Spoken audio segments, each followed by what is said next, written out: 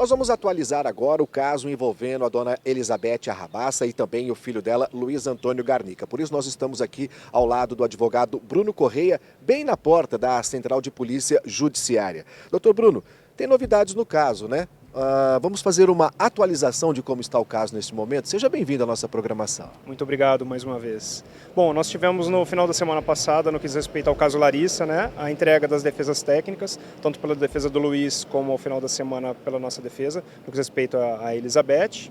Agora, essas defesas já foram encaminhadas, aberto vistas ao Ministério Público e, na sequência, o juiz vai recebê-las para fazer a análise prévia e dar seguimento no próprio processo, com designação de audiência.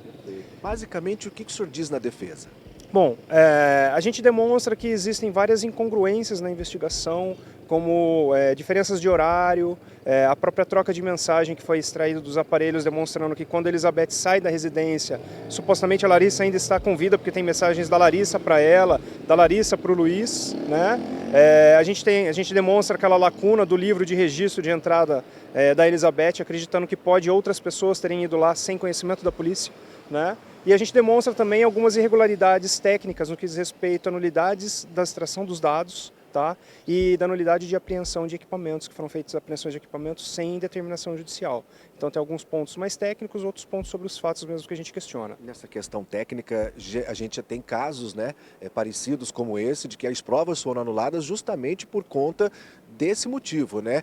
Obter provas sem autorização judicial, seria isso? Exato, já é um posicionamento dos tribunais superiores, né? Infelizmente a gente tem, ainda a gente enxerga algumas oportunidades onde equipamentos são apreendidos, diligências são realizadas sem autorização judicial para tanto. Além dessa atualização, aguarda-se alguns laudos periciais, doutor?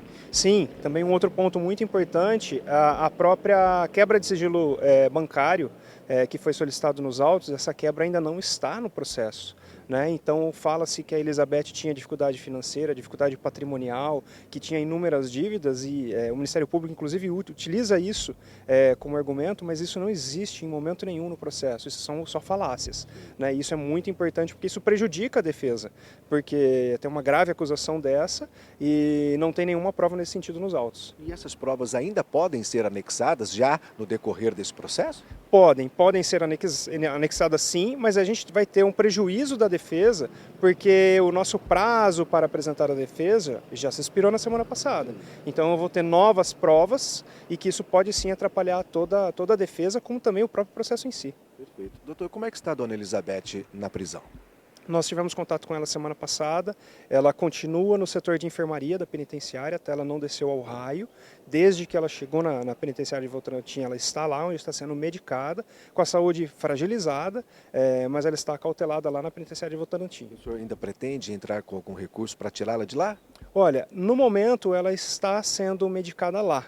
Então, por enquanto, ela está numa situação estável. Se eventualmente ela tiver uma piora e lá ela não puder ser tratada, aí sim a gente vai entrar com alguma medida nesse sentido. Doutor, aguarda-se também o laudo da exumação da cadela Babi, né? Isso, exatamente. A gente acredita que nos próximos dias teremos alguma novidade nesse sentido. Eles pediram um prazo de 30 dias, dia 10 completam os 30 dias. Então a gente deve ter nos próximos dias aí alguma novidade nesse sentido. E o que pode acarretar em todo o curso do processo? Olha, no processo da Larissa não, já encerrou. Se eventualmente vier um laudo positivo, o que foi passado pela presidência da investigação, pelo Dr. Fernando Bravo, é que seria instaurado um novo procedimento de investigação para apurar crime de maus tratos. Perfeito. E uma outra possibilidade seria a abertura de um novo inquérito policial para apurar outros fatos relativos a possível envenenamento de uma suposta amiga. Como é que o senhor analisa esse fato novo? Olha, essa situação veio à tona há mais ou menos uma semana e pouco atrás, através de uma entrevista, né, do perito que fez o acompanhamento do corpo quando da morte. Já se passaram 8 anos, então, inclusive quando isso surgiu, o delegado que preside estava de férias. Acreditamos que com o retorno dele na sexta-feira que se passou, que provavelmente ele deva iniciar oitivas e tudo mais e apurar se realmente será possível analisar isso. Questionei esse ponto, inclusive, para a minha cliente, mas novamente ela nega, ela acha total absurdo, não tem nenhum cabimento, então vamos aguardar aí o desfecho das investigações. E a negativa permanece para todos os outros fatos também. Sim, exatamente, ela nega qualquer participação no envenenamento da Larissa, da filha Natália, da cachorrinha Babi e agora dessa amiga aí que apareceu e também da Neuza, que é uma outra amiga que também já tem um inquérito instaurado. Doutor, para a gente concluir, como é que o senhor vê esse momento de tudo isso que está acontecendo e quais são os próximos passos da defesa? Bom, nós temos em si 2 envenenamentos que já é fato, né? Larissa e Natália. A minha cliente ela nega qualquer participação nos fatos. Então compete ao Estado, através do Ministério Público, comprovar que esse envenenamento foi feito pela nossa cliente. Tá? Nós tivemos alguns indícios que a polícia apurou, mas prova em si uma coisa robusta, isso não existe nos autos. Então é isso que a gente demonstra. Então neste momento a gente está muito tranquilo porque a gente verifica que a prova é muito frágil nesse sentido, os indícios são muito frágeis, né? Então você não tem a união de todos os pontos para demonstrar claramente que ela teria praticado esse envenenamento. O senhor acredita que vai a júri popular?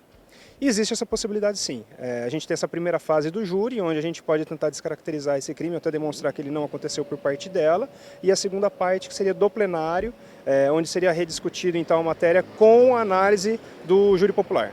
Doutor Bruno, mais uma vez, muito obrigado pela sua participação e tenha um bom dia. Igualmente à disposição, bom dia. Obrigado, doutor Bruno Correia, que representa, portanto, a dona Elizabeth Arrabaça em todo esse processo e também nas investigações que acontecem aqui por parte da Polícia Civil. Voltamos aos estúdios com você.